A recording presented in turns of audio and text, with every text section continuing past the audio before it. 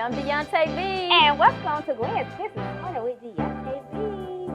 Happy New Year, girl. Happy New Year, girl. And I am excited about the new year because you know I'm going to be 40 and fabulous. Yes, girl. It's 2020, a new decade. It is. And I mean, what's your New Year's resolution? I always think about business. Yes. Can't think about nothing else, Yes.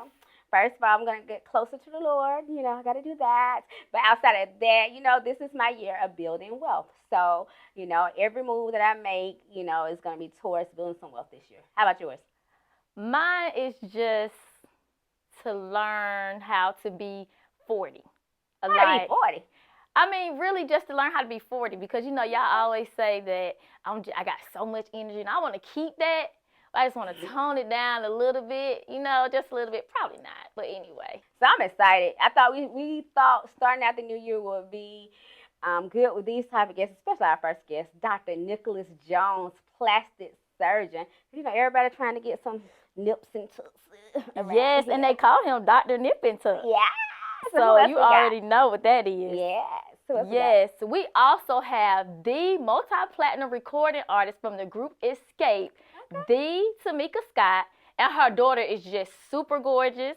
They call her young Niyah. Okay, now. She is a rap artist. They're both songwriters and also actors. So I can't wait to see, because you call a performing powerhouse. We just named 3 performing powerhouses. Yes, girl. Yes, so this is Gwen's Business Corner with Deonta B. Welcome to the new year, and we're going to get you ready to perform. Stay tuned. Keep it locked. We'll be right back. With virtual and in-office tax preparation from Expert Tax Service, you can file your tax return anytime, anywhere. Expert Tax Service makes it easy. Just log on to experttaxservices.com to get started. Our tax professionals will work with you to make filing your taxes simple, no matter where you are. Expert Tax Service. We're here for you at our offices in Columbus and Stone Mountain, or online nationwide at experttaxservices.com. Log on and get started today. So welcome back. Today we're talking to some powerhouses, and our first guest is Dr. Jones. Welcome, Dr. Jones. Thanks for having me, and Happy New Year. Happy New Year. Thank you. Thank you for coming to the corner to bring your new year in right. Amen. So we like to jump right into it. Okay. So you're a doctor. There's so many different doctors out there, and you decided to become a plastic surgeon. What was the inspiration in you choosing to become a plastic surgeon? So it kind of started when I was really young. I say my mother was probably the main inspiration. Like when you grow up, most people say they want to be like a police officer, or they want to be a fireman or something. And so my pediatrician, he always told me I was going to be a doctor. Wow. And so on a ride to school every day, my mom would tell me that I could be whatever I wanted to be. And so I naturally just said I was going to be a doctor. And then as time passed on and people kept asking me what I wanted to do, I always said doctor.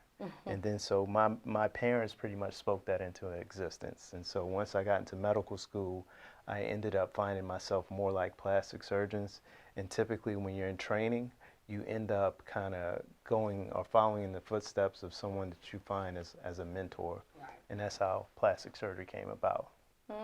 Wow, that's interesting. Because when you talk about speaking it into existence as a child, that's so amazing. Because they already told you. Right. You just had to know it. Yeah, and that's what happened. That's what happened. And as a matter of fact, I played basketball in high school as well. I was always really small. They used to call me Peanut, and I never forget one of my coaches. He kind of discouraged me. He said, "Peanut," he's like, "You know what? Won't you just pick up a trade or something, have a family, and take care of them?" And when I told him I wanted to be a doctor, he just laughed at me, and that kind of even motivated me even more. Definitely. Anytime anybody doubts you, I think that's why they always say your haters, your motivators. Yes. Anytime somebody tell you you can't do something, I think that pushes us to be like, you know what, I'm gonna show you. Right. Exactly. Right. Exactly. So, what were some of the challenges that you faced as a plastic surgeon? So, throughout my life, I've always faced challenges, and I think in the medical field, as a black person, not just as a black male, you're always gonna face challenges, Right. and you have to work a lot harder than your counterparts. because they don't think you're capable. They don't think you have the same wealth of knowledge.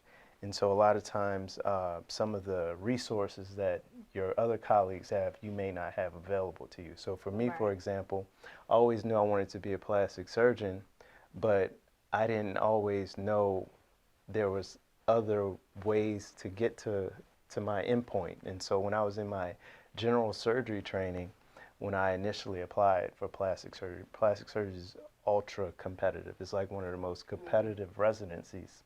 And so I didn't get accepted into the residency at first. And so it was like the first time in my life I had really like failed at anything. And so it was a really kind of humbling point in my life. And so what I did, I had been in Philadelphia all this time, and they had this big university up the street from where I trained, University of Pennsylvania, and I just contacted the chairman of plastic surgery at UPenn, and he worked with me. It's essentially a letter from him, just like got my foot in the door. Changed your whole life. And so a lot of the kids, their parents were doctors. Like my mom was a social worker. My dad was a truck driver. So their parents are doctors, and so they have like a roadmap to how they can become a plastic surgeon. And so I didn't have that. So so that was a really trying point for me. I think, just having that testimony, because a lot of times I think we have to go through a bump in the road to get ultimately to where we actually is supposed to be. So I can get that. And, relationships, which is a good point for the viewers, is that, it is what you know, but it's also who you know, and people should never forget that. Right, and especially if, you never know who you have to go back to when you develop that relationship. So apparently you had developed a good relationship with someone that would say, hey, I got you, you know? Yeah, you don't want to necessarily burn any bridges. Exactly. Even like you may decide, like you may be working somewhere and you're tired and you're done with that job. If you don't have to burn those bridges, don't burn them, because you never know who you may need. Exactly. Yeah, that's so true. So we got to get into the juicy question, because everybody around here wants plastic surgery. We be wanting it. It's 2020. Yeah, so you might have to come see you. So what are some of the services you provide, and then give us some of the price points to some of them. Right. Okay. So some of my most common procedures, I say that the most common would be a tummy tuck or abdominoplasty, which is removing the excess skin from the trunk and tighten up the muscles. That's probably the most common procedure, and that usually starts like around $9,000. I do a lot of liposuction, and I also do a lot of Brazilian butt lifts. Here in the South, I mean, everybody wants a big butt. Like that is pretty much nationwide. Everybody wants a big butt. And so I do a lot of BBLs. And so all those procedures kind of start like around $8,500, $9,000. And it just depends on a patient, because every patient is different. Some people have had surgery before. Some people, it may take a little bit more time in the operating room. And I just have to take that into account. I just learned a new word, BBL. Brazilian butt lift. Yes, I just learned something. So tell me this. You talked about some of the services that you offer. So I know for so many women, we just talked about some of the prices. So many women are like, I can't afford it. I can't find funding. So what are some of the ways, because I know there has to be some ways out there for funding that women don't know about. What are some of the ways that people can fund those? Well, I mean, since it's the beginning of the year, it is tax season, so you can use your refund check. You can use your husband, your boyfriend, your sugar daddy. You have, there's lots of resources, but seriously, you just gave the real, didn't you? What they really have, there's financing. Just like you get financing to buy a home or a car, there's different agencies and companies that finance surgery, and one of the biggest one is Care Credit, and there's another company called Alpheon. And then for patients who don't have as good as of a credit score, there's like a second tier of companies.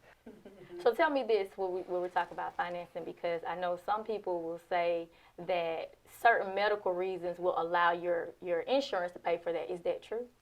So not for cosmetic surgery. Okay. Depending on the surgeon, some surgeons may not accept any insurance. Like they may want fee for service only.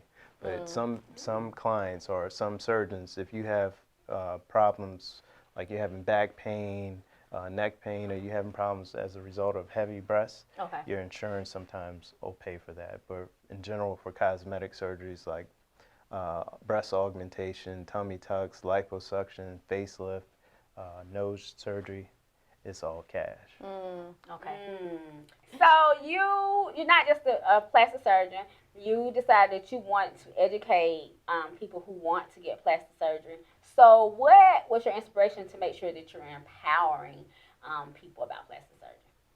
Well, because I feel like so much was given to me. I feel like as a physician, as a member of the community, that I have to give back. And because I've been blessed with this position and this knowledge, I feel like there's so many people who don't know how to take care of themselves.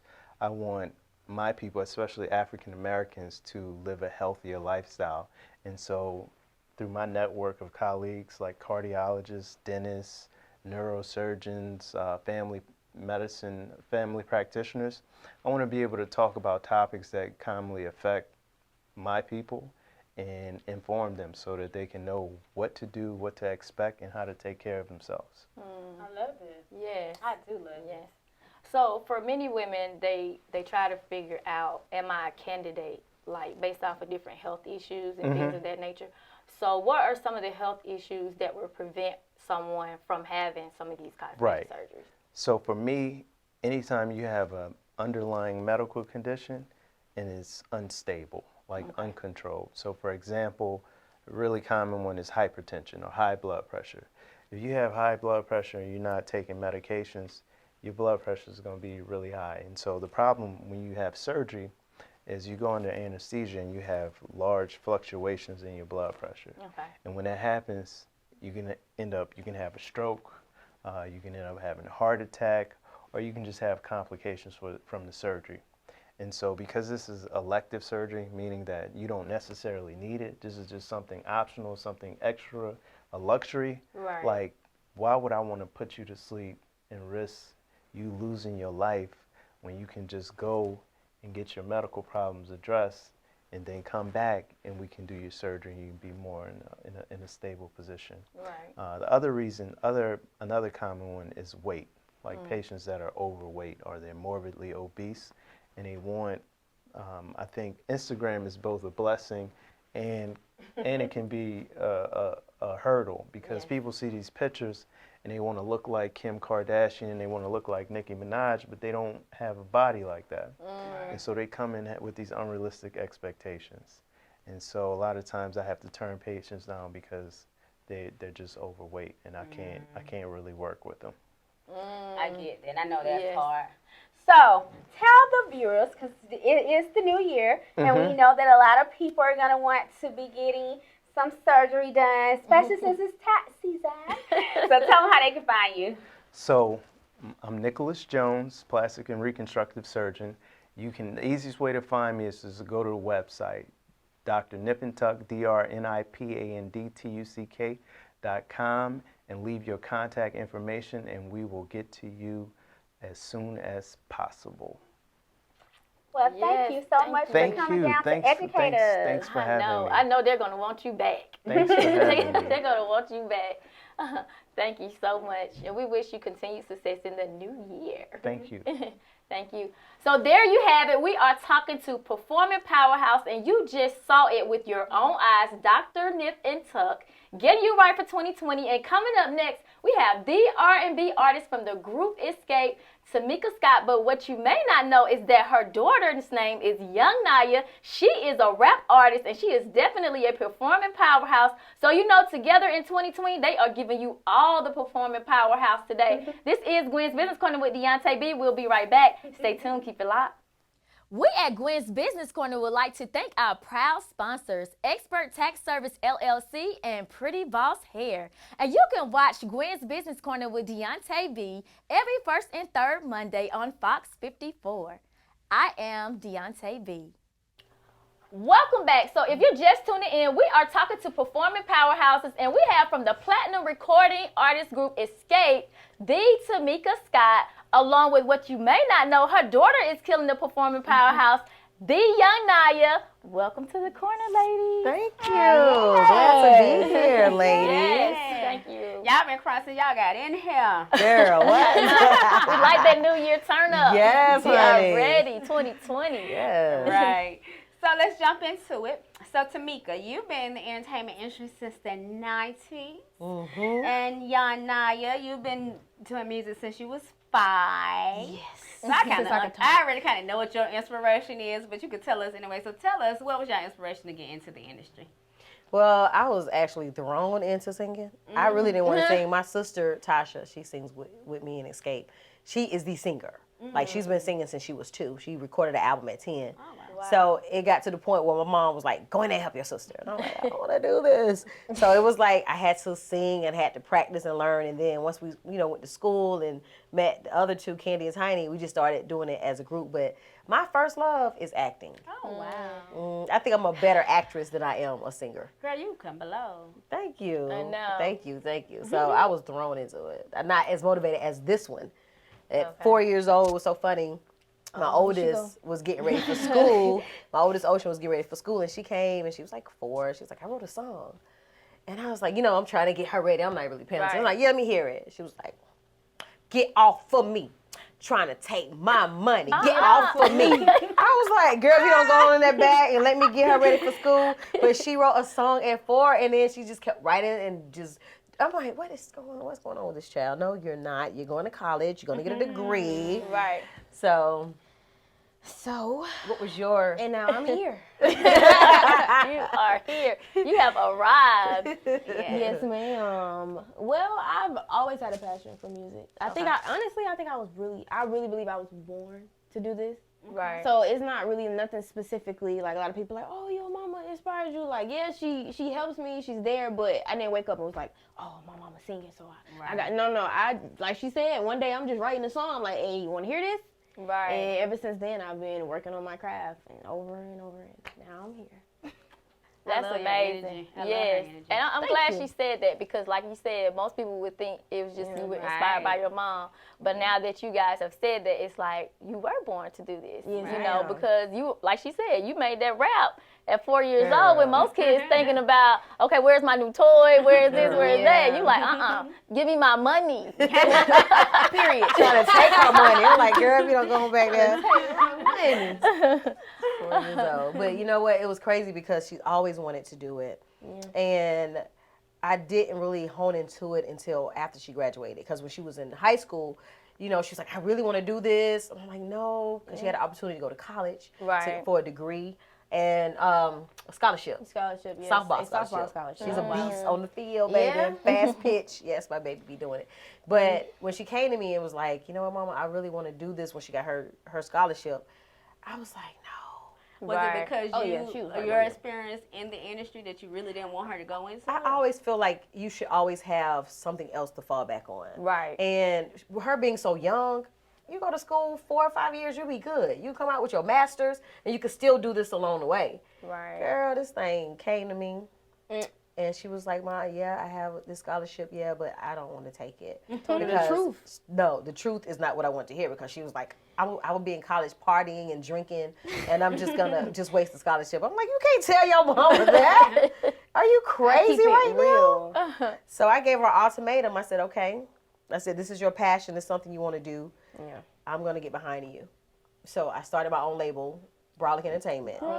She's the first artist on the label. Okay. Yes. And I gave her 2 years. I said, I'm giving you 2 years to see what you're going to do. And if you don't do what I expect you to do, oh, your butt going back to school. You're going to college, and you're paying for it this time.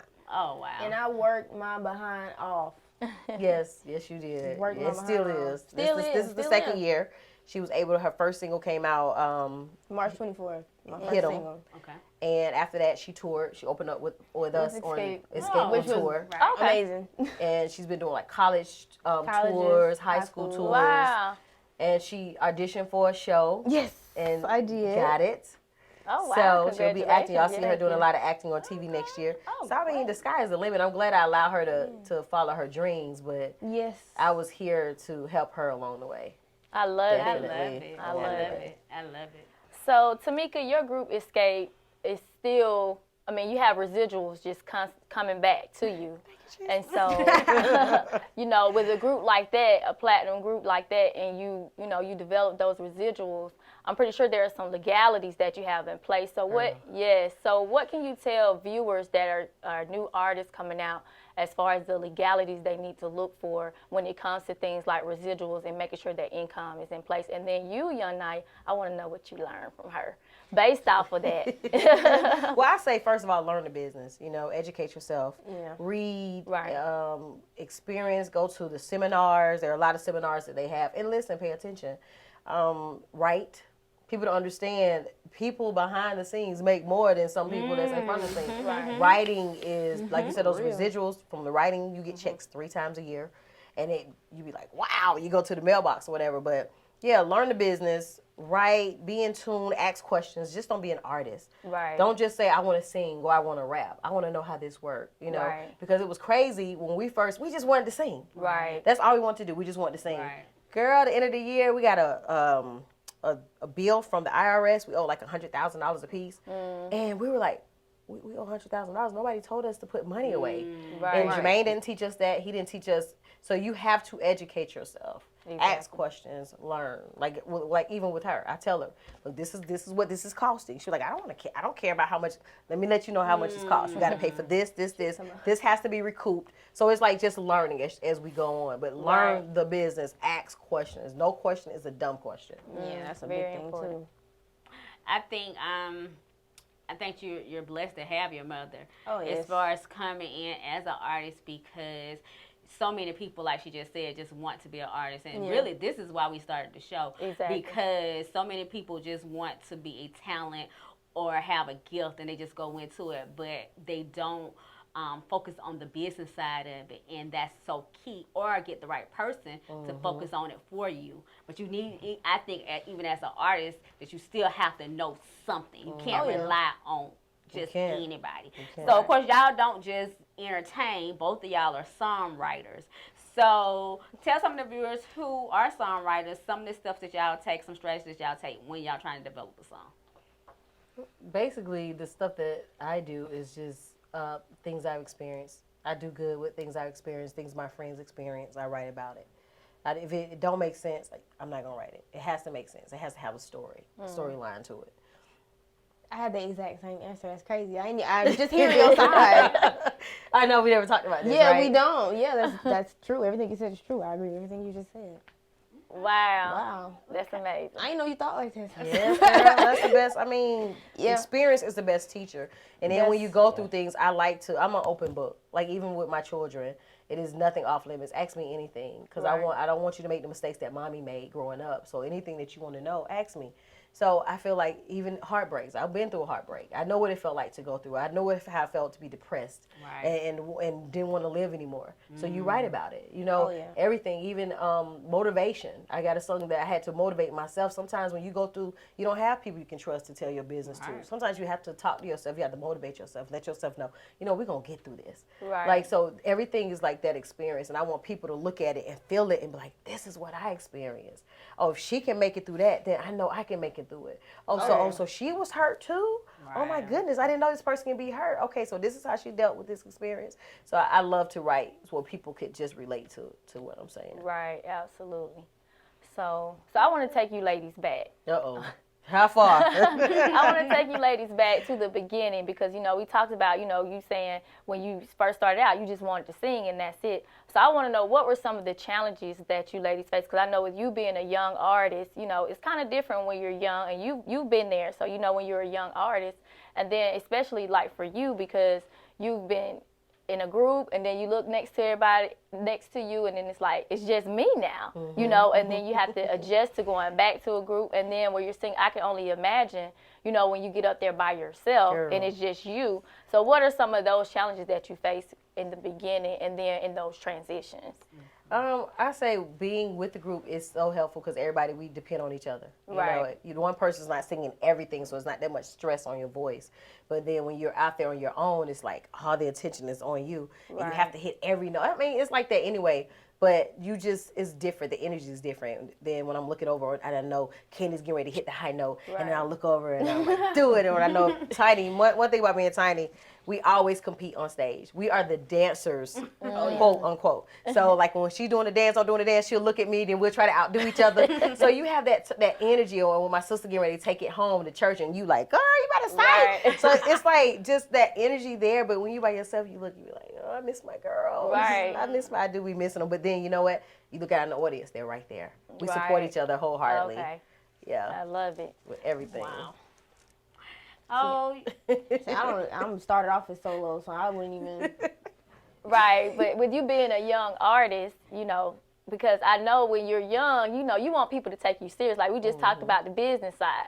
So you want people to take you serious when you get ready to talk about something business. So what are some of those challenges that you're facing as a young artist? Well, I feel like a lot of people know me through my music. Okay. And it's because how I talk in my music, they know, all right, this girl got some sense. Like, ain't nobody about to play me because I got this one right here. Period. But yeah, I don't know. I feel like they respect me as an artist and through my music. A lot of people do. Certain things I hear, they say she should show more. Oh yeah, that's another thing. Because I'm like, no. I'm closed. Right. I do want to teach upcoming artists and other people that you ain't gotta show you ain't gotta show your body. Right. You ain't gotta. Oh, I know that gotta be a challenge in itself. That's saying, a big challenge. I'm going. It's a big challenge for me because I walk in the door and my check's out. Everybody looking at what's she gonna do? But I walk in like young Niyah I am. And they like, all right, what's she gonna do? And then when I spit on the stage, they're like, okay, she got talent. Right. We can talk to y'all all day. Y'all energy is remarkable. It is. But we gotta go. So tell the viewers how they can find both of you all. Well, you can find me on IG, The Real Tamika Scott, Facebook, Tamika Scott, Twitter, Official T Scott. And you can find me, your girl Young Niyah, on Instagram at Official Young Niyah, Twitter Niyah Nation, and to search my music, Young Niyah. All right now, and so we starting the year off with a whole bunch of powerhouses. We are so honored to have a legend, one of our favorite group members joining us on the corner today. So, but if you want to find me, I'm Powerhouse too. Find me, Gwennetta Wright, on all social media outlets at Gwennetta Wright. And make sure you following Gwen Business Corner on all social media outlets. And make sure you subscribe to our YouTube channel. Didi, tell me how to find you. Well, I'm another performing powerhouse. Yes. And if you want to find me, you can find me at all social media outlets, The Real Deonta B. And it is tax season, so you can find us at experttaxservices.com. This is Gwen's Business Corner with Deonta B. We want you to become that performing powerhouse in the year of 2020. So kick that door in. This is the Gwen's Business Corner with Deonta B. We out. Peace.